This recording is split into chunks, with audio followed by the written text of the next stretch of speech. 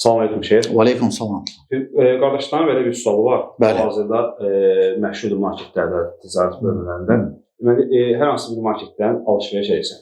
Müəyyən bir miqdarı keçəndən sonra sənə kupon verilir. Sən ora ad familiya, əlaqə nömrə yazırsan, təqdim etsən olaraq. Onlar onu atırlar bir çarxın içinə, bir qutunun içinə. Müəyyən bir tarix qoyurlar, ayın sonu məsəl üçün, lotereyadır.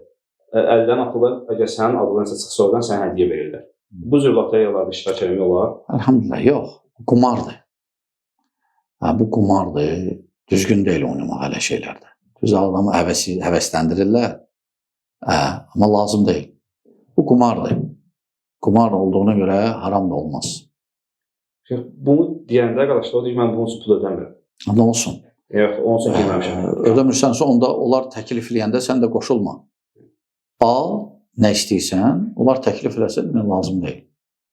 Amma sonra onlar təklif edirsən, alırsan, adını yazırsan, qol çəkirsən, onda şərik olursan qumara.